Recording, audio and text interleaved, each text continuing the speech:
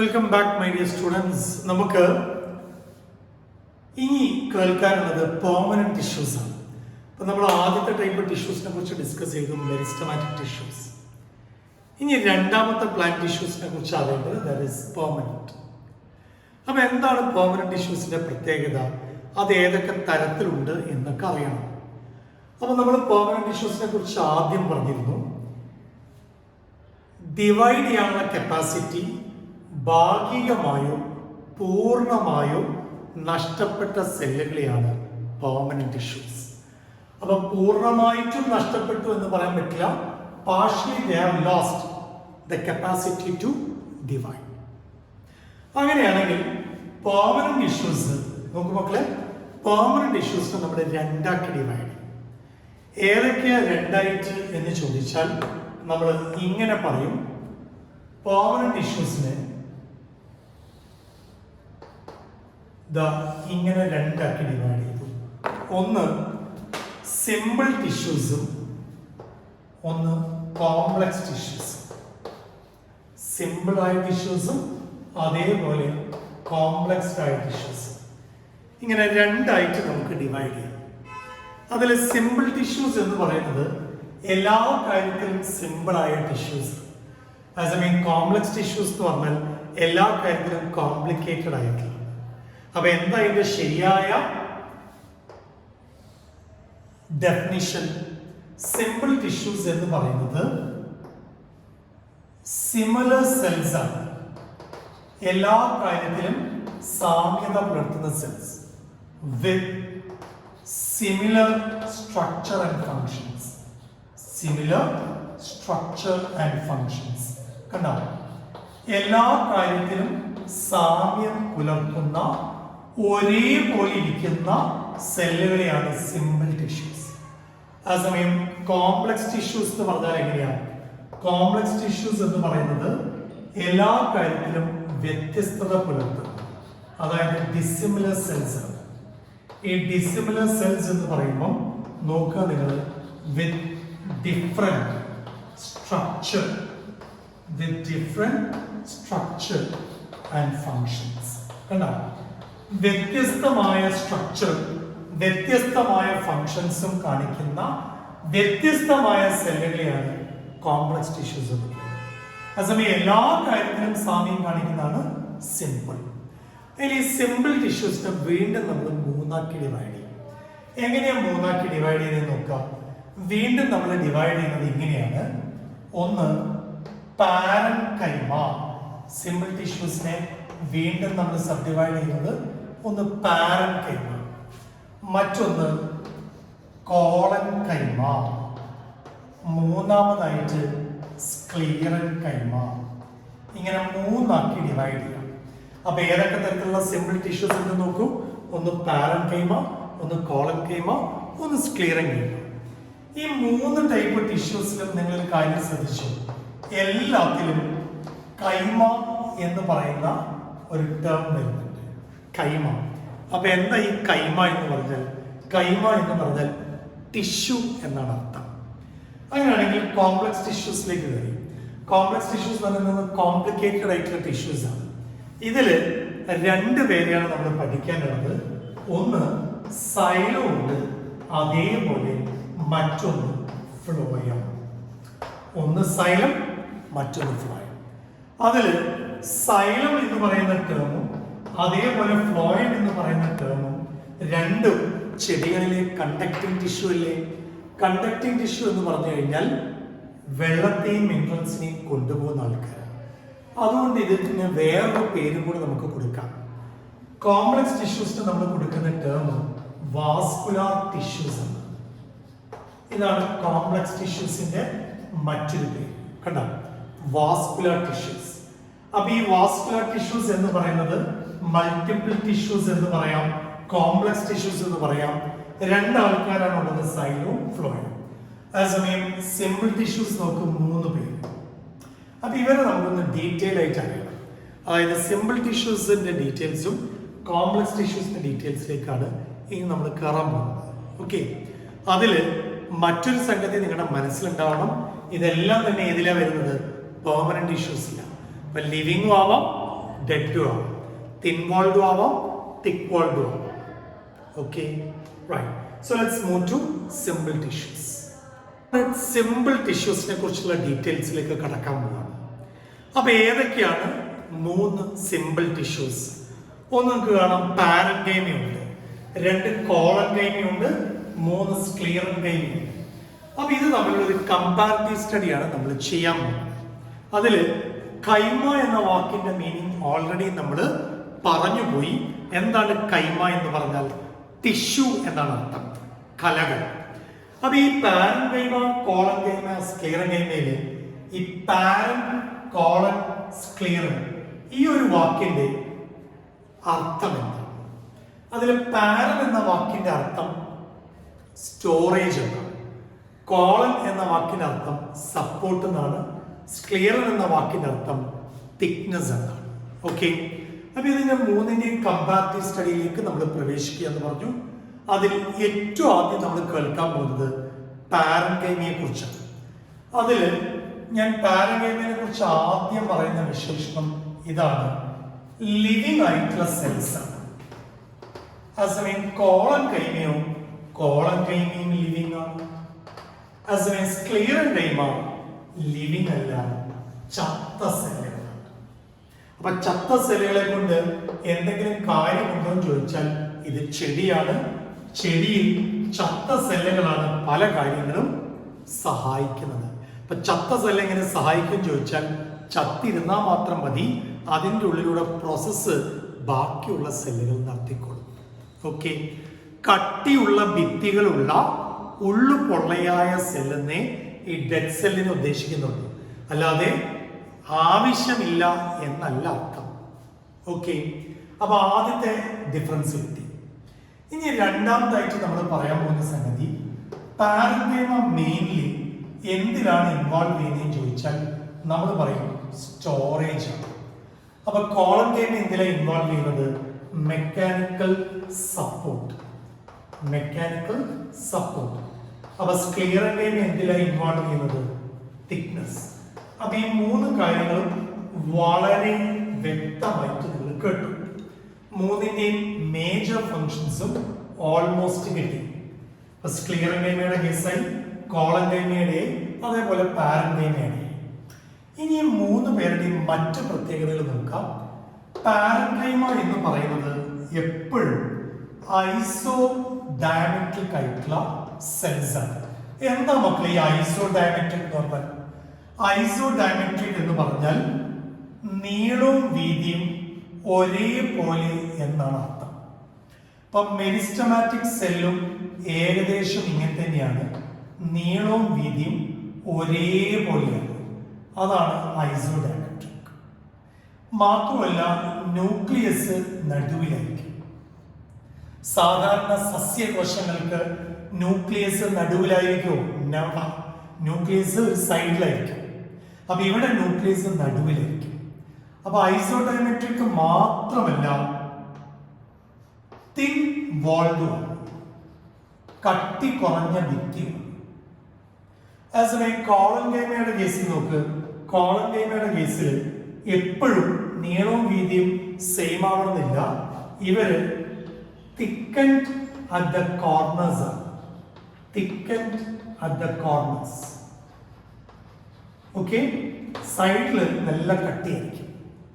അതേസമയം സ്ക്ലീറൻകൈമ എന്ന് പറയുന്നത് ഹൈലി തിക്കൻഡ് ആയിട്ടുള്ള, നല്ല കട്ടിയുള്ള, ഹൈലി തിക്കൻഡ് ആയിട്ടുള്ള സെൽ വോളാണ് ഇതിനുള്ളത്.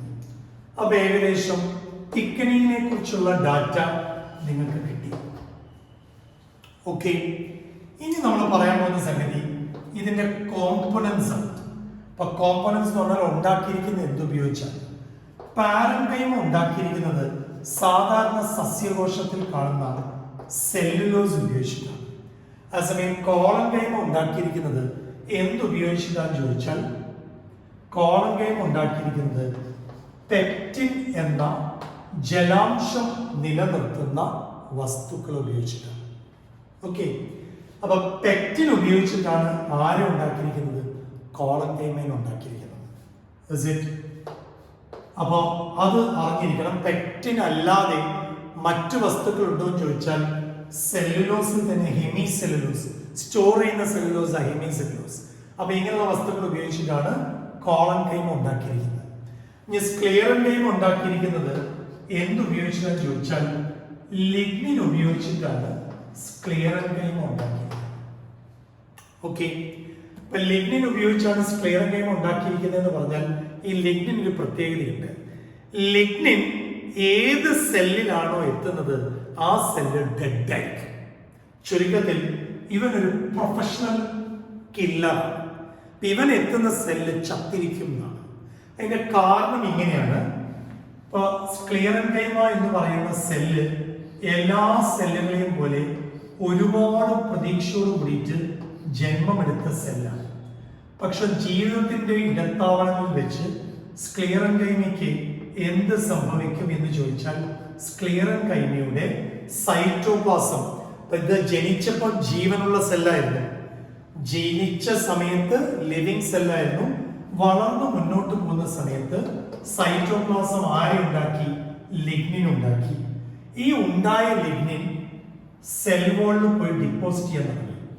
ഇങ്ങനെ സെൽ വോളിൽ പോയി ഡിപ്പോസിറ്റ് ചെയ്ത ലിഗ്നിൻ എന്ത് സംഭവിച്ചു എന്ന് ചോദിച്ചാൽ ലിഗ്നിൻ ഉള്ളിലുള്ള പ്രോട്ടോപ്ലാസത്തെ ശ്വാസം മുട്ടിച്ചു കൊല്ലാൻ തുടങ്ങി.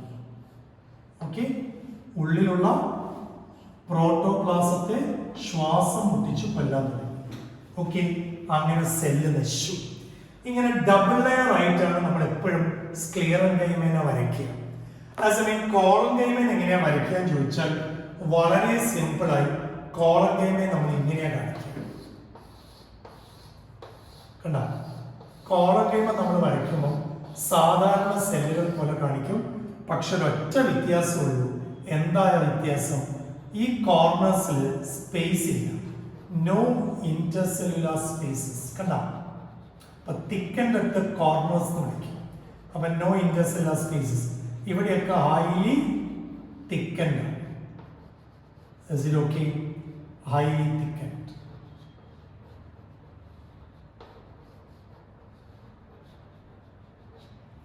Is it? അപ്പൊ ഹൈലി തിക്കൻഡ് ആയിട്ട് ഇങ്ങനെ കോർണേഴ്സ് തിക്കൻഡ് ആയിട്ട് ഇരിക്കുമ്പോൾ ഉണ്ടാവുന്ന മറ്റൊരു സംഗതി ചോദിച്ചാൽ ടൈറ്റ്ലി പാക്ഡ് ആയിരിക്കും, സപ്പോർട്ട് കൊടുക്കാനും പറ്റും. അതേസമയം പാരഗൈമ ഇങ്ങനെയും കാണിക്കാം, വേണമെങ്കിൽ ഇങ്ങനെയും കാണിക്കാം. എങ്ങനെ? ദാ ഇങ്ങനെയും വരയ്ക്കാം.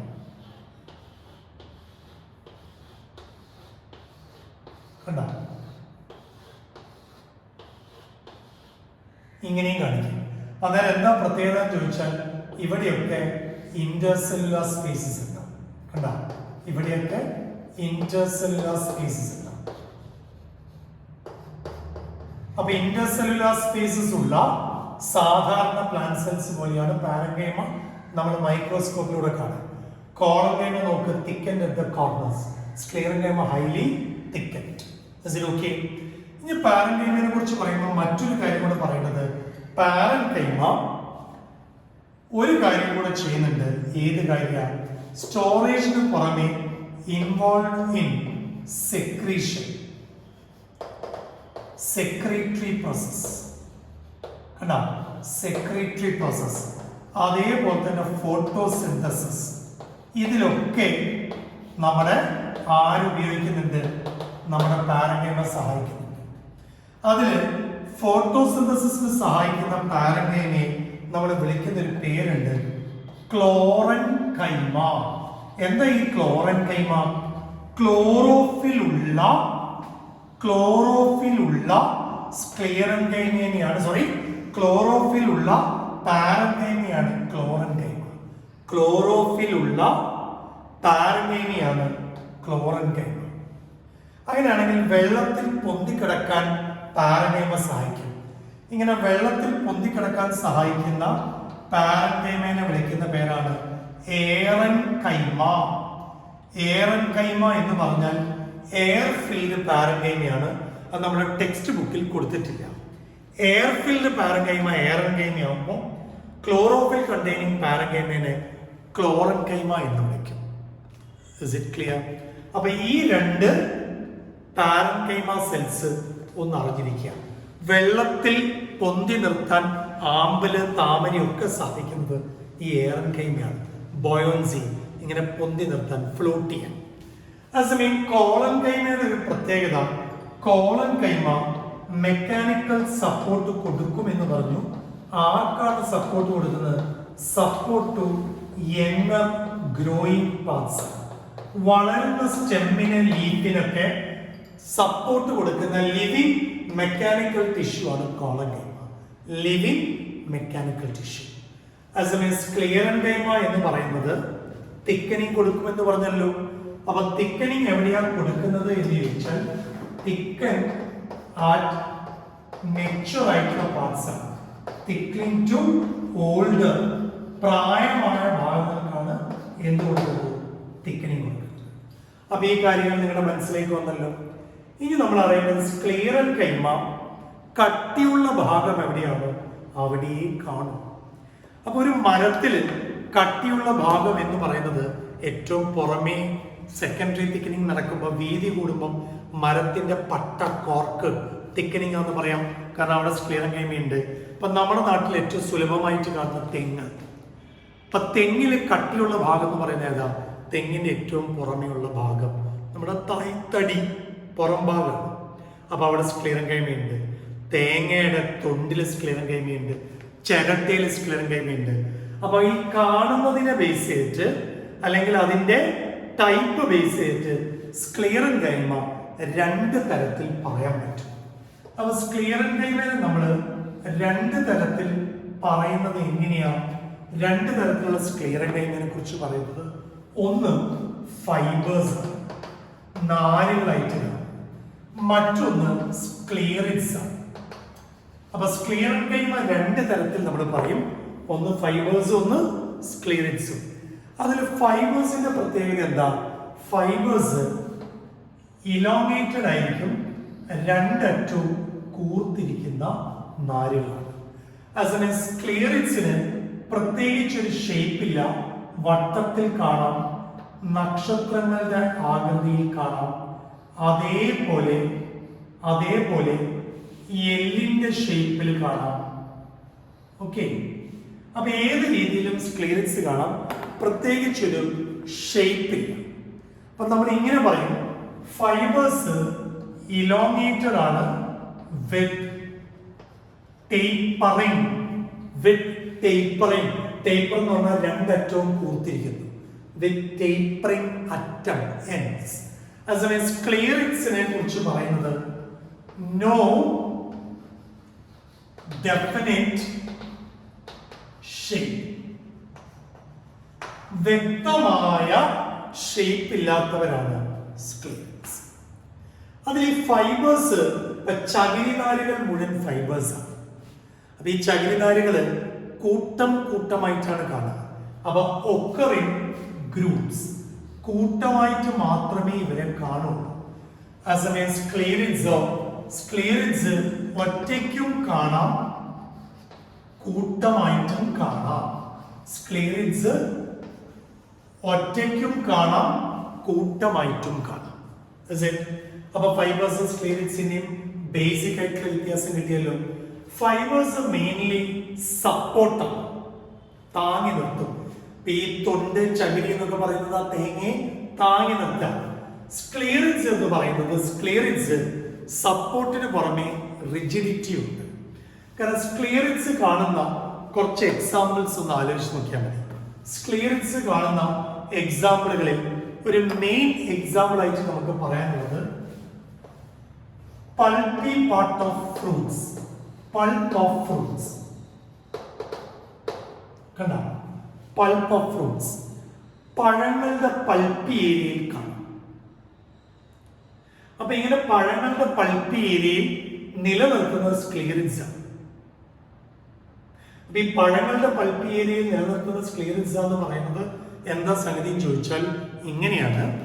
ഇപ്പൊ സപ്പോട്ടയുടെ തൊലി അങ്ങോട്ട് മാറ്റിയാൽ ഉള്ളിൽ മാംസളമായ ഭാഗം. ആ സപ്പോട്ട കഴിക്കുമ്പോഴോ അത് ജ്യൂസ്, ഷേക്ക്, ചിക്കുമായിട്ട് കഴിക്കുമ്പോഴോ നമുക്കൊരു തരിതരിപ്പ് ഫീൽ ചെയ്യും. അപ്പൊ അതൊക്കെ ഈ സപ്പോർട്ടയുടെ ഉള്ളിലുള്ള സ്ക്ലേറിറ്റ്സ് ആണ് ആ ഒരു ഗ്രിറ്റിനെസ് ഫീൽ ചെയ്യുന്നത്. അപ്പൊ ഫ്രൂട്ട്സിൽ ഗ്രിറ്റിനെസ് തരിതരിപ്പ് ഫീൽ ചെയ്യുന്നത് ഈ സ്ക്ലേറിറ്റ്സ്. തേയിലച്ചെടിയുടെ ഉള്ളിൽ, കാപ്പിച്ചെടിയുടെ ഉള്ളിൽ, അതേപോലെ തന്നെ പയറുവിത്തിന്റെ പുറന്തോടിൽ എല്ലാം കട്ടി കൊടുക്കുന്ന സ്ക്ലേറിറ്റ്സ് ആണ്. വലിയ സ്ക്ലേറിറ്റ്സിനെ നമ്മൾ മാക്രോ സ്ക്ലേറിറ്റ്സ് എന്ന് വിളിക്കും. ചെറിയ സ്ക്ലേറിറ്റ്സിനെ നമ്മൾ വിളിക്കുന്ന പേരാണ് ബ്രാക്കി സ്ക്ലേറിറ്റ്സ്. ചെറിയ സ്ക്ലേറിറ്റ്സിനെ ബ്രാക്കി സ്ക്ലേറിറ്റ്സ് എന്ന് വിളിക്കും. നക്ഷത്രങ്ങളെ പോലെ കാണുന്ന സ്ക്ലേറിറ്റ്സിനെ ആസ്ട്രോസ്ക്ലേറിറ്റ്സ് എന്ന് വിളിക്കുക. അസ്ഥികൂടത്തിന്റെ ഷേപ്പിലാണെങ്കിൽ, അസ്ഥികൂടം എന്ന് പറയാൻ പറ്റില്ല, എല്ലിന്റെ ബോൺ ഷേപ്പ് ആണെങ്കിൽ ഓസ്റ്റിയോസ്ക്ലേറ്റ്സ്. ഓസ്റ്റിയോളജി എന്ന് പറഞ്ഞാൽ ബോണുകളെ കുറിച്ചുള്ള പഠനമാണ്. ഈ ആസ്ട്രോസ്ക്ലേറ്റ്സ് നക്ഷത്രത്തെ പോലെയുള്ള സ്ക്ലേറിറ്റ്സ് ആണ് ആമ്പല്, താമരയിലൊക്കെ ശരിക്കും കാണുന്നത്. അപ്പൊ ആമ്പലിന്റെ പൂവിന്റെ തണ്ട് ഈ പറയുന്ന പെഡിസിൽ നല്ല കട്ടിയാണ്, പൊട്ടിക്കാൻ പറ്റില്ല. ശ്രദ്ധിച്ചിട്ടുണ്ടോ? ആമ്പല് പറിച്ചെടുക്കാൻ എളുപ്പമാണ്, പക്ഷെ ഇങ്ങനെ മുറിഞ്ഞു വരില്ല. ഓക്കെ, അതൊക്കെ കാണുന്ന ആസ്ട്രോസ്ക്ലേറിറ്റ്സ് ആണ്. അപ്പൊ നമ്മൾ 3 ടൈപ്പ് സിമ്പിൾ ടിഷ്യൂസിനെ കുറിച്ച് നിങ്ങൾ മനസ്സിലാക്കി. ഏതൊക്കെയാണ് 3 type? Parenchyma, collenchyma and sclerenchyma. അതിൽ ഈ പറയുന്ന സ്ക്ലീറൻകൈമയാണ് ഏറ്റവും തിക്നെസ് പ്രൊവൈഡ് ചെയ്യുന്നത്. അതിൽ മെയിൻ ആയിട്ട് അറിയേണ്ട കാര്യങ്ങൾ ഏതാ? പാരൻകൈമ ലിവിങ് സെല്ലോസോൺ ഉണ്ടാക്കുന്ന സ്റ്റോറേജ് പ്രോസസ്. കൊളങ്കൈമയോ ലിവിങ് മെക്കാനിക്കൽ ടിഷ്യൂ ആണ്, മെയ്ഡ് അപ്പ് ഓഫ് പെക്റ്റിൻ. സ്ക്ലീറൻകൈമയോ ഡെഡ് മെക്കാനിക്കൽ ടിഷ്യൂസ് ഉള്ള തിക്കനിങ് കൊടുക്കുന്ന ആൾക്കാരാണ് സ്ക്ലീറൻകൈമ. സപ്പോർട്ട് കൊടുക്കും ഓൾഡർ പാർട്സിന്. അപ്പൊ ഇത്രയും കാര്യങ്ങളൊന്ന് നന്നാക്കി മനസ്സിലാക്കി വെക്കുക. ഇനി നമ്മൾ ഏതാ അറിയേണ്ടത്? കോംപ്ലക്സ് ടിഷ്യൂസിനെ കുറിച്ചാണ് അറിയാൻ പോകുന്നത്.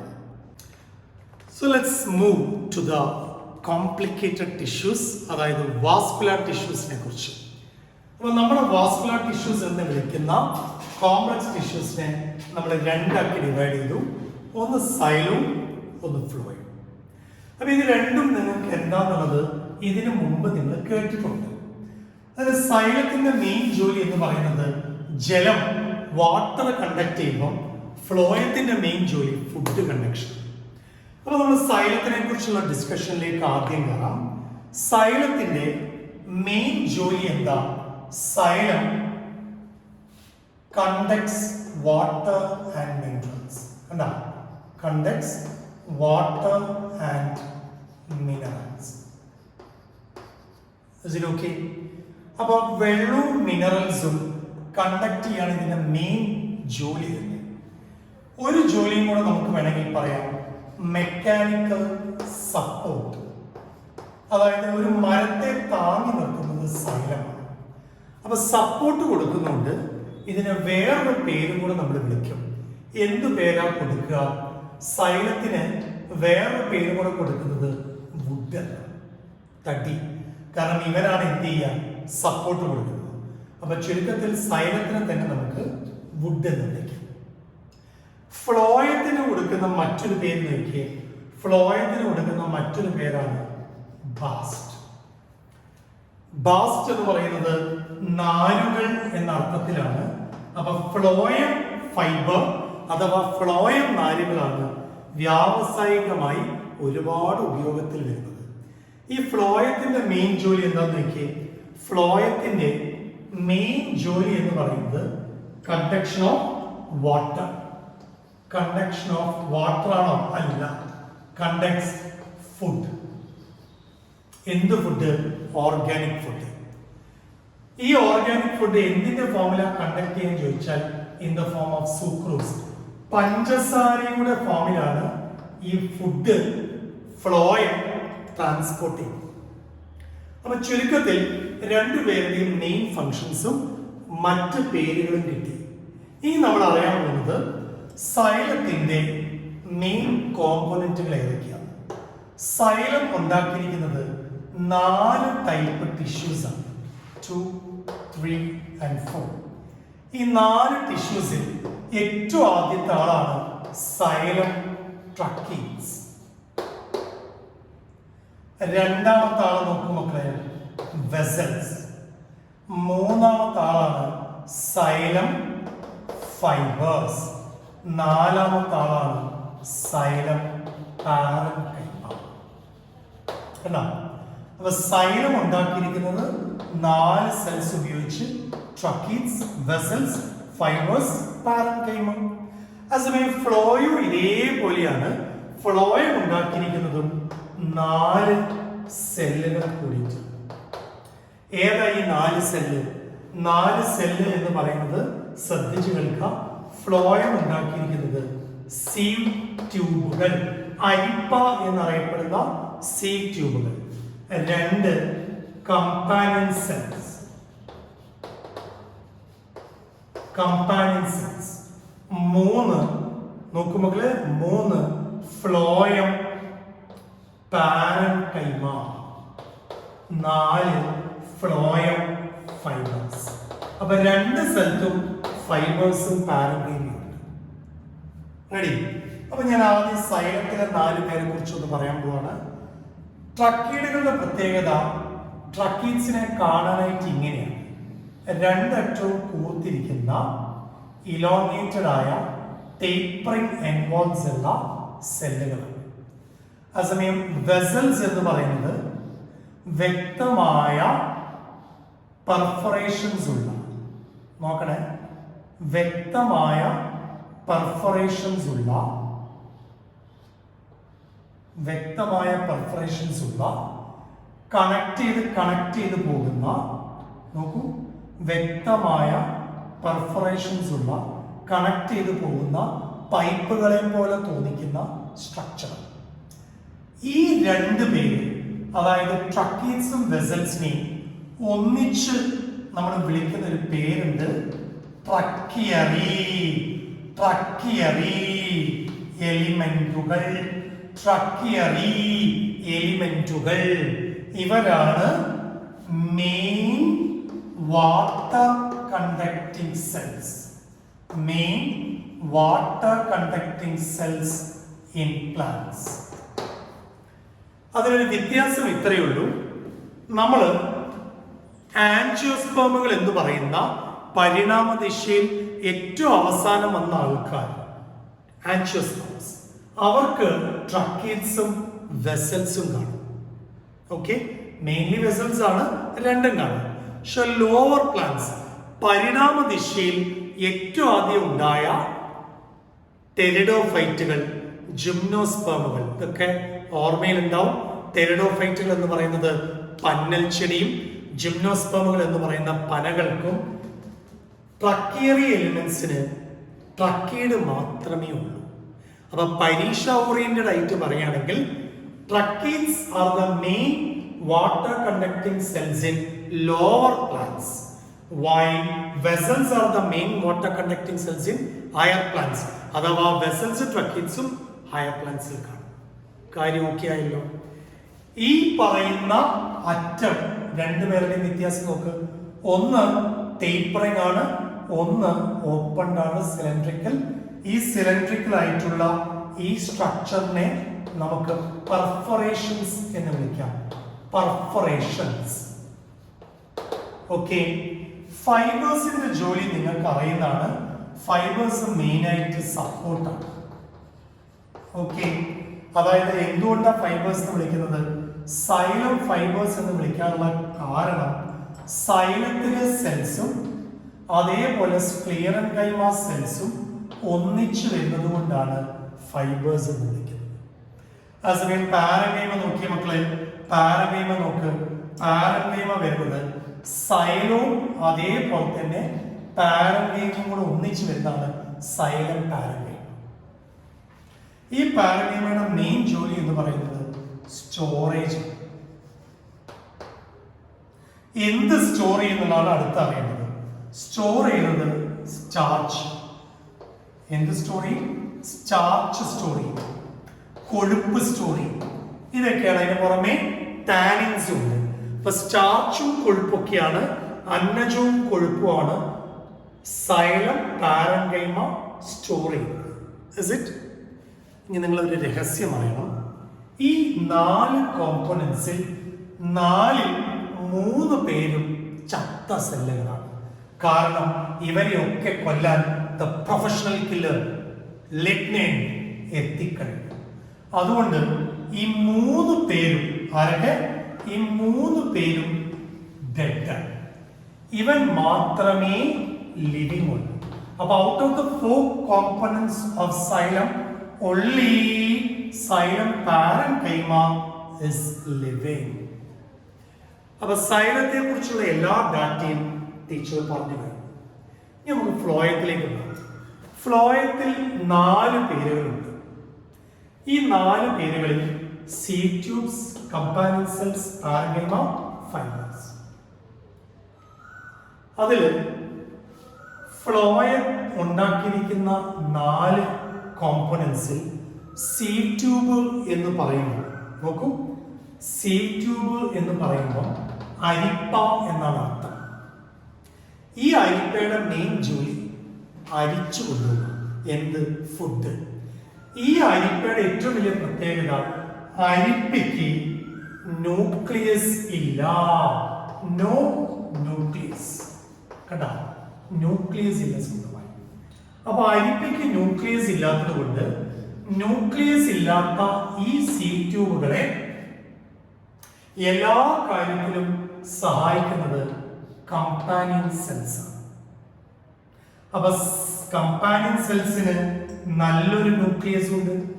കമ്പാനിയൻ സെൽസിന് നല്ലൊരു ന്യൂക്ലിയസ് ഉണ്ട്. അപ്പൊ കമ്പാനിയൻ സെൽസിന്റെ ന്യൂക്ലിയസ് ആണ് ആരെ സഹായിക്കുന്നത്? സീഡ് ട്യൂബുകളെ സഹായിക്കുന്നത് കണ്ടക്ഷന്, ഫിൽട്രേഷന് വേണ്ടിയിട്ട്. ഓക്കെ, ഈ പറയുന്ന സീഡ് ട്യൂബ് സെല്ല് അത് അറിയണം നിങ്ങൾ. ഇതാണ് ഒരു സീഡ് ട്യൂബ് സെല്ല് എന്ന് സങ്കല്പിക്കുക. ഇതാണ് ഒരു സെല്ല്. ഈ സെല്ല് കമ്പാനിയൻ സെല്ല് ഇതാണെങ്കിൽ ഈ കമ്പാനിയൻ സെല്ലുമായിട്ട് കണക്ട് ചെയ്യാൻ വേണ്ടി സെല്ലുകൾ തമ്മിൽ നോക്കൂ മക്കളെ, സെല്ലുകൾ തമ്മിൽ ഒരു കണക്ഷൻ, സെല്ലുകൾ തമ്മിൽ ഒരു കണക്ഷൻ.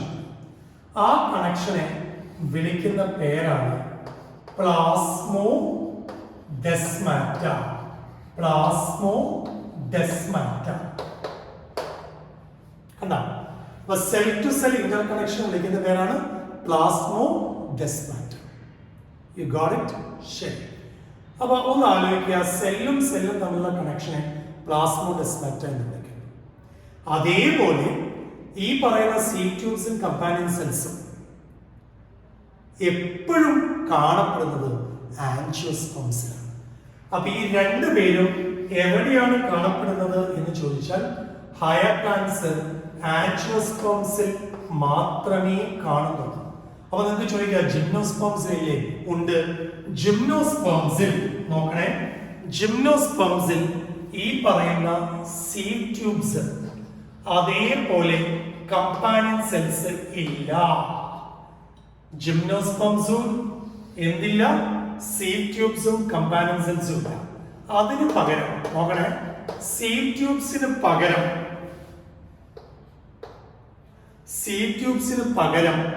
കാണുന്നത് സീഡ് സെൽസ് ആണ്. സീഡ് ട്യൂബിന് പകരം സീഡ് സെൽസ്. രണ്ടാമത് നോക്കാം, കമ്പാനിയൻ സെൽസിന് പകരം എന്ത് കാണുന്നു എന്ന് ചോദിച്ചാൽ നോക്കൂ മക്കളെ, ആൽബുമിനസ് സെൽസ് ആണ്. ആൽബുമിനസ് സെൽസ് കണ്ട. അപ്പൊ ശ്രദ്ധിക്കേണ്ട ഒരു കാര്യം എന്താണെന്ന് ചോദിച്ചാൽ സീഡ് ട്യൂബ്സിന് പകരം ജിംനോസ്പേംസിൽ സീഡ് സെൽസും കമ്പാനിയൻ സെൽസിന് പകരം കാണുന്നത് ആൽബുമിനസ് സെൽസും. ഓക്കെ ആണോ? അപ്പൊ അത് നിങ്ങൾ നന്നായിട്ട് അറിയണം. ആൻജിയോസ്പേംസിലുള്ള സീഡ് ട്യൂബ് കമ്പാനിയൻ സെൽസിന് പകരം ജിംനോസ്പേംസിൽ എന്ത് കാണും? ഓക്കെ, ശരി. ഇനി ഫ്ലോയം പാരൻകൈമയുടെ മെയിൻ ജോലി എന്താ? ഫ്ലോയം പാരൻകൈമയുടെ മെയിൻ ജോലി സപ്പോർട്ടാണ്. എന്താ കാരണം? അതിൽ സ്ക്ലിയറൻകൈമ ഉണ്ട്. അതായത് ഫ്ലോയം പ്ലസ് സ്ക്ലിയറൻകൈമയാണ്, ഫ്ലോയം പ്ലസ് പാരൻകൈമയാണ് ആര്? Phloem parenchyma.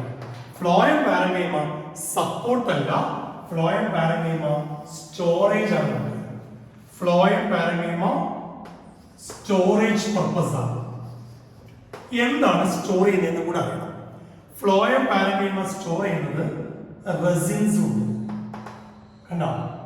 റെസിൻസ്, അതേപോലെ തന്നെ ടാനിൻസ്, മ്യൂസിലേജസ്. അപ്പൊ ഇങ്ങനെയുള്ള വാർണിഷസ് ഒക്കെ ഉണ്ടാക്കാൻ ഉപയോഗിക്കുന്ന പശ, മ്യൂസിലേജ് ഒക്കെയാണ് ഇത് സ്റ്റോർ ചെയ്യുക. അതേസമയം ഫൈബേഴ്സ് ആണ് സപ്പോർട്ടിന് വേണ്ടി ഉപയോഗിക്കുന്നത്. കണ്ടോ? ഫൈബേഴ്സ് എന്തിനാണ്? സപ്പോർട്ട്. എന്താ അവിടെ സംഭവിക്കുന്നത് നോക്കിയേ, ഫ്ലോയോ സ്ക്ലിയറൻകൈമയും കൂടെ വരുന്നതാണ് ഫ്ലോയം ഫൈബേഴ്സ്. ഇനി ഇവിടെ പറഞ്ഞ രഹസ്യം ഇവിടെ ഒന്ന് നോക്കാം. ഈ 4 പേരും എല്ലാവരും ലിവിങ് ആണ്. ഈ 4 പേരും എല്ലാവരും ലിവിങ് ആണ്. സി ട്യൂബ് ലിവിങ് ആണ്, കമ്പാൻസൻസ് ലിവിങ് ആണ്, ന്യൂക്ലിയസ് ഇല്ലാത്തേ ഉള്ളൂ സി ട്യൂബ്സിന്, പക്ഷെ ലിവിങ് ആണ്. Sieve tube living, companions living, parenchyma living. Only fibres മാത്രമേ ഡെഡ് ഉള്ളൂ. കാരണം അതിൻ്റെ അകത്ത് ആര് കയറി പറ്റി? ലിഗ്നിൻ. അപ്പൊ ലിഗ്നിൻ ഉള്ളത് കൊണ്ട് ഈ പറയുന്ന ഫ്ലോയം ഫൈബേഴ്സ് എപ്പോഴും ഡെഡ് ആയിരിക്കും. You get it clear? ശരി. ഇനി നമ്മൾ ഒന്ന് ചെറിയ സൈലത്തിനെ കുറിച്ച് ഒരു കാര്യം കൂടെ അറിഞ്ഞാൽ പെർമനന്റ് ടിഷ്യൂസ് നമ്മൾ ക്ലോസ് ചെയ്യാൻ പോവാണ്. Okay, so let's have A look at the xylem and phloem types based on the origin. അതായത് സൈലത്തിനെ നമ്മൾ 2 തരത്തിൽ ഒറിജിനെ ബേസ് ചെയ്തിട്ട് ഡിവൈഡ് ചെയ്യും. എങ്ങനെയാണ്? ആദ്യം ഉണ്ടാവുന്ന സൈലത്തെ പ്രൈമറി സൈലം എന്ന് വിളിക്കും.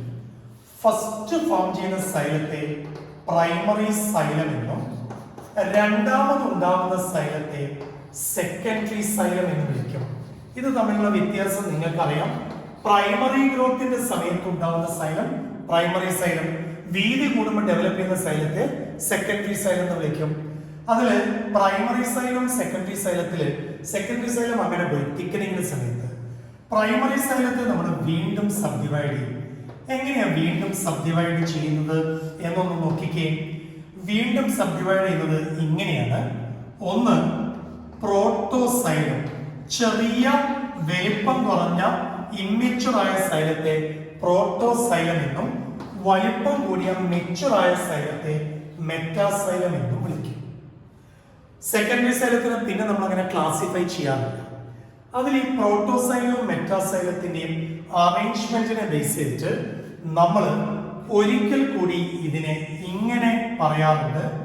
സ്റ്റെമ്മിൽ പ്രോട്ടോസൈലവും മെറ്റാസൈലവും കാണിക്കുന്ന അറേഞ്ച്മെന്റിനെ എൻഡാർക്ക് സൈലം എന്ന് വിളിക്കും. എന്ത് സൈലം? എൻഡാർക്ക്. അതേസമയം റൂട്ടിൽ പ്രോട്ടോസൈലത്തിന്റെയും മെറ്റാസൈലത്തിന്റെയും അറേഞ്ച്മെന്റിനെ എക്സാർച്ച് സൈലം എന്ന് വിളിക്കും. അത് വേരിന്റെ കേസിലാണ്.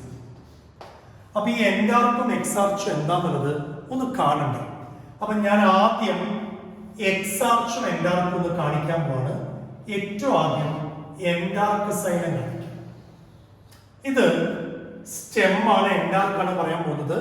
വളർന്നു പോകുന്ന ഒരു സ്റ്റെമ്മിനെ ഞാൻ ക്രോസ് ആയിട്ട് മുറിച്ചു.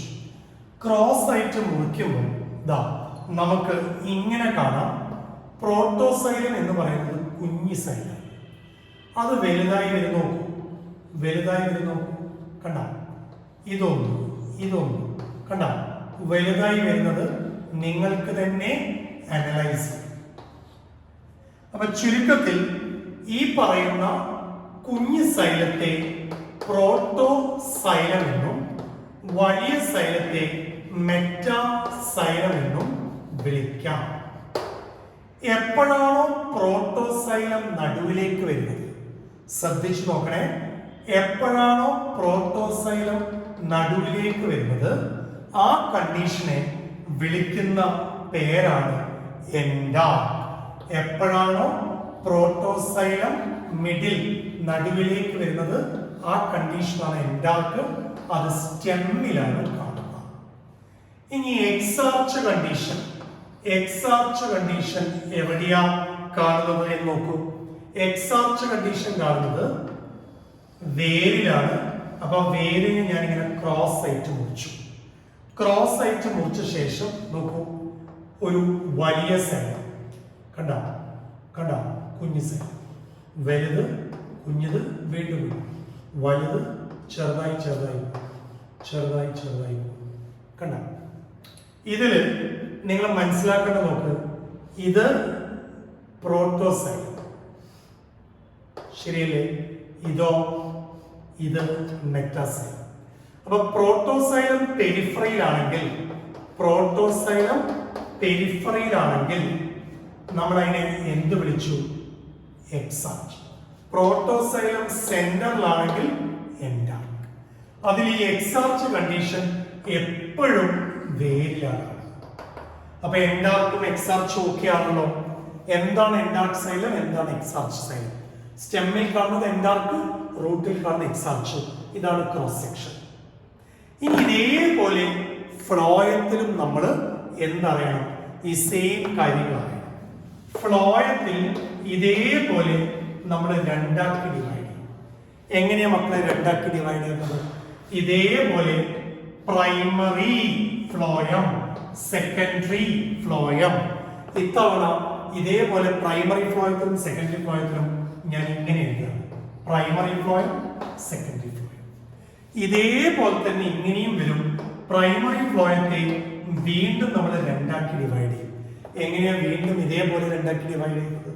ഇതേപോലെ പ്രോട്ടോഫ്ലോയും ഉണ്ട്, മെറ്റാഫ്ലോയും ഉണ്ട്. കണ്ടോ? ചെറിയ ആദ്യം ഉണ്ടാവുന്ന ഫ്ലോയങ്ങളെ പ്രോട്ടോഫ്ലോയം എന്നും വലിയ സൈസുള്ള ഫ്ലോയങ്ങളെ മെറ്റാഫ്ലോയം എന്നും വിളിക്കും. You got it? ഓക്കേ. ഈ ഫ്ലോയത്തെ കുറിച്ചൊരു രണ്ട് വാക്ക്. ഫ്ലോയം പാരങ്കൈമ നമ്മൾ നേരത്തെ പറഞ്ഞത് സ്റ്റോറേജിന് വേണ്ടി കാണുന്നത് റെസിൻസ്, ഗംസ്, ടാനിൻസ്, മ്യൂസിലേജ് ഒക്കെ സ്റ്റോർ ചെയ്യുന്ന ഫ്ലോയം പാരങ്കൈമ എപ്പോഴും മോണോകോട്സിൽ ഉണ്ടാവില്ല. അപ്പൊ phloem parenchyma R absent in monocot plants. Now, absent in monocot plants. Phloem parenchyma are absent in monocot plants. അതേ സമയം നോക്കൂ മക്കളെ, അതേ സമയം ഫ്ലോയം ഫൈബേഴ്സിനെ കുറിച്ച് നമ്മൾ എന്തായിരുന്നു പറഞ്ഞത്? സപ്പോർട്ടിന് വേണ്ടിയിട്ട്. ഫ്ലോയം ഫൈബേഴ്സ് സപ്പോർട്ടിന് വേണ്ടിയിട്ട്. ഈ സപ്പോർട്ടിന് വേണ്ടി കാണിക്കുന്ന ഫ്ലോയം ഫൈബേഴ്സിന് ഒരു പ്രത്യേകതയുണ്ട്. ഇതിനെയാണ് യഥാർത്ഥത്തിൽ നമ്മൾ ബാസ്റ്റ് എന്ന് വിളിക്കുന്നത്. ബാസ്റ്റ് കണ്ട, ഈ ബാസ്റ്റ് എന്ന് വിളിക്കുന്ന ഫ്ലോയം ഫൈബേഴ്സ് അഥവാ നാരുകളിൽ പ്രശസ്തമായ കുറച്ച് നാരുകളുണ്ട്. ഏതൊക്കെയാ പ്രശസ്തമായ നാരുകൾ എന്ന് ചോദിച്ചാൽ, ഒന്ന് ലിനൻ നാരുകൾ, നമ്മുടെ ബനിയൻ ക്ലോത്ത്. ലിനം അല്ല, ലിനൻ ആണ്. ലിനൻ നാരുകൾ, ബനിയൻ ക്ലോത്ത് പോലെ ഇരിക്കുന്ന ലിനൻ കോർപ്പസ്കുലാരിസ് എന്ന ചെടിയിൽ നിന്നാണ് അതെടുക്കുന്നത്. അതേപോലെ ജൂട്ട്, ചണനാരുകൾ. ചാക്ക് ഉണ്ടാക്കാനായിരുന്നു പണ്ട് ഉപയോഗിച്ചത്. ഇപ്പൊ ജീൻസ് ഉണ്ടാക്കാനും ചുരിദാർ ഉണ്ടാക്കാനും ഉപയോഗിക്കുന്നു. ജൂട്ട്, ചണം.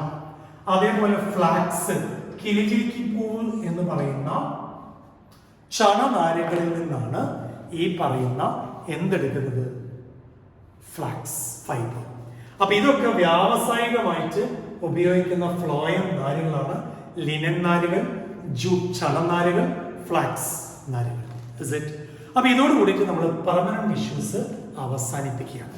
ഇപ്പൊ നമ്മൾ ഏതൊക്കെ കാര്യങ്ങൾ ഈ ചാപ്റ്ററിൽ പഠിച്ചു കഴിഞ്ഞു എന്നൊന്ന് നോക്കാം. നമ്മൾ ഫസ്റ്റ് പാർട്ടിൽ നമ്മൾ നോക്കിയത് മെരിസ്റ്റമാറ്റിക് ടിഷ്യൂസ് ആയിരുന്നു. അതിൽ മെയിനായിട്ട് നമ്മൾ പഠിച്ചത് ഏതാ? Apical meristem, intercalary meristem, lateral meristem. ഇനി പെർമനന്റ് ടിഷ്യൂസിൽ സിമ്പിൾ ടിഷ്യൂസും പഠിച്ചു, കോംപ്ലക്സ് ടിഷ്യൂസും പഠിച്ചു. സിമ്പിൾ ടിഷ്യൂസിൽ 3 പേര് ആരൊക്കെയായിരുന്നു? Parenchyma, collenchyma, സ്ക്ലീറങ്കൈമ. ഇനി കോംപ്ലക്സ് ടിഷ്യൂസ് അഥവാ വാസ്കുലർ ടിഷ്യൂസിൽ സൈലോ, ഫ്ലോയം നമ്മൾ പഠിച്ചു. സൈലത്തിലെ 4 കമ്പോണൻസ് ഏതൊക്കെയാ? ട്രക്കീസ്, വെസൽസ്, ഫൈബേഴ്സ് ആൻഡ് പാരങ്കൈമ. അതേപോലെ ഫ്ലോയത്തിലോ സീൽ ട്യൂബ്സ് ഉണ്ട്, കമ്പാനിയൻ സെൽസ് ഉണ്ട്, ഫൈബേഴ്സ് ഉണ്ട്, പാരങ്കൈമ ഉണ്ട്. ഇതിൽ ആരൊക്കെയാ ഡെഡ്, ആരൊക്കെയാ ലിവിങ് എന്നുള്ളത് ശരിക്കും പഠിച്ചിരിക്കണം. അവസാനം നമ്മൾ എൻഡാർക്ക് സൈലം, എക്സാക്ട് സൈലത്തിലും വെച്ച് അവസാനിക്കുകയാണ്. ഓക്കെ. അപ്പം നമ്മുടെ ഇനീഷ്യൽ പാർട്ടിൽ ടിഷ്യൂസ് അവസാനിച്ചു. ഇനി രണ്ടാമത്തെ സെക്ഷനിലേക്കാണ് പോകേണ്ടത്.